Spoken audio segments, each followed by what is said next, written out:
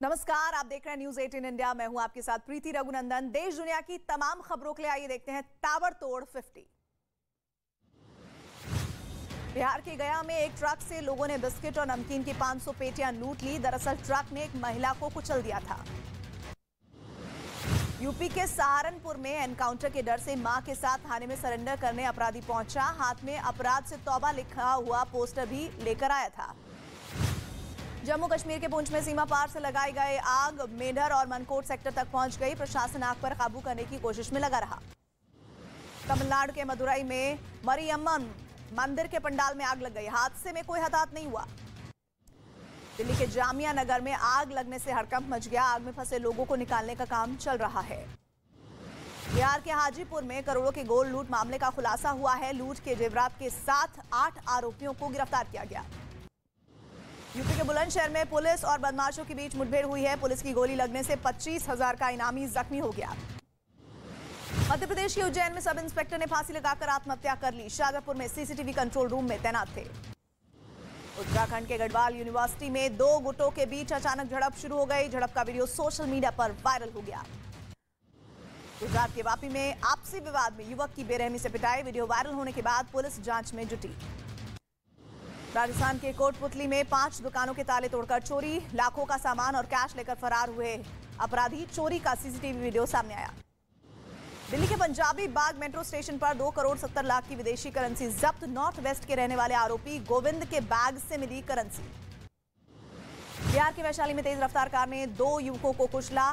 दोनों की मौके पर मौत। हादसे में कार सवार 2 लोग घायल। राजस्थान की कोटा में छात्रा की हत्या। बॉयफ्रेंड पर हत्या का शक। छात्रा छत्तीसगढ़ के बिलासपुर की रहने वाली थी। राष्ट्रपति चुनाव के लिए 18 जुलाई को वोट डाले जाएंगे। 21 जुलाई को वोटों की गिनती होगी, जबकि 25 जुलाई को नए राष्ट्रपति शपथ लेंगे।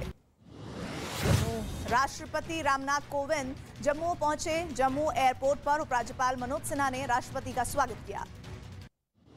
पीएम मोदी ने दिल्ली में देश के पहले बायोटेक स्टार्टअप 2022 का उद्घाटन किया। पीएम मोदी ने कहा, पिछले 8 सालों में भारत की बायो इकोनॉमी में 8% का इजाफा हुआ है। बीजेपी अध्यक्ष जेपी नड्डा पश्चिम बंगाल के दौरे पर। बेलूर मठ जाकर स्वामी विवेकानंद को अर्पित किया श्रद्धा सुमन। बीजेपी सांसद, विधायक और पार्टी नेता के साथ बैठक। लखनऊ में राज्यसभा चुनाव के लिए बीजेपी के सभी 9 उम्मीदवारों ने विधानसभा में नामांकन किया। सीएम योगी भी मौजूद रहे। राज्यसभा चुनाव में वोट डालने को लेकर नवाब मलिक और अनिल देशमुख की याचिका खारिज हो गई। कल होने वाले राज्यसभा चुनाव में वोट नहीं डाल पाएंगे। झारखंड के गुमला में रेप के 2 आरोपियों को ग्रामीणों ने जिंदा जला दिया। एक आरोपी की मौत हो गई, जबकि दूसरे की हालत गंभीर। जम्मू कश्मीर के आरएसपुरा सेक्टर में ड्रोन दिखने के बाद बीएसएफ और जम्मू कश्मीर पुलिस ने सर्च ऑपरेशन चलाया। राजस्थान की बांसवाड़ा जेल से 3 कैदी फरार हुए। सेल की दीवार तोड़कर भागे कैदियों की तलाश में जुटी पुलिस। केरल के तिरुवनंतपुरम में गोल्ड स्मगलिंग केस को लेकर कांग्रेस ने प्रदर्शन किया। सीएम के इस्तीफे की मांग की। पुलिस ने प्रदर्शनकारियों पर वाटर कैनन का इस्तेमाल किया। कर्नाटक में टेक्स्ट बुक संशोधन विवाद पर कांग्रेस ने बेंगलुरु में किया प्रदर्शन। बीजेपी अंबेडकर जैन धर्म और बौद्ध धर्म की किताबों को हटाने चाहती है, ये आरोप लगा और इसके बाद प्रोटेस्ट। यूपी के देवरिया में पुलिस ने फर्जी दारोगा को गिरफ्तार किया। आरोपी पुलिस की वर्दी पहनकर लोगों को धमका रहा था। मूसेवाला हत्याकांड के केकड़ा गैंग के एक और सदस्य की गिरफ्तारी हुई। बठिंडा पुलिस ने केशव नाम के आरोपी को गिरफ्तार किया। केकड़ा से पूछताछ के आधार पर हुई गिरफ्तारी। केकड़ा गैंग के आरोपी केशव की बहन को भी पंजाब पुलिस ने हिरासत में लिया। सिंगर मूसेवाला हत्या मामले में पूछताछ होगी। पंजाबी सिंगर मूसेवाला हत्याकांड की जांच के सिलसिले में पुलिस ने मोहाली में छापेमारी की। पंजाब के मोहाली में चेकिंग के दौरान पुलिस ने 20 संदिग्धों को हिरासत में लिया। कई हथियारों के साथ ही 21 लाख रुपए बरामद। चंडीगढ़ में सीएम हाउस के बाहर प्रदर्शन कर रहे कांग्रेस नेता हिरासत में लिए गए। कांग्रेस नेता साधु सिंह धनसोत की गिरफ्तारी के विरोध में प्रदर्शन कर रहे थे। कानपुर हिंसा के बाद सोशल मीडिया पर एसआईटी की नजर बनी हुई है। कल्याणपुर इलाके के यूट्यूबर को पुलिस ने गिरफ्तार किया। कानपुर हिंसा केस में वायरल वीडियो का पुलिस ने संज्ञान लिया है। धमकाने वाले आरोपी को पुलिस ने गिरफ्तार कर लिया है। कानपुर हिंसा मामले में ईडी विदेशी फंडिंग की जांच कर सकती है। सूत्रों के मुताबिक इस मामले में पीएफआई के सदस्यों से हिंसा के मुख्य आरोपी जफर हयात हाशमी की रिपोर्ट मांगी है। कानपुर में ऑल इंडिया सुन्नी उलेमा काउंसिल ने इमामों को चिट्ठी लिखी है। जुमे के दिन नमाज पढ़कर सीधे घर जाने की अपील की है। दिल्ली के स्वास्थ्य मंत्री सत्येंद्र जैन की मुश्किल और बढ़ गई। मनी लॉन्ड्रिंग मामले में कोर्ट ने ईडी की रिमांड 5 दिन की और बढ़ाई। असम के गुवाहाटी में भारी बारिश के बाद जलभराव, सड़कों पर पानी भरा।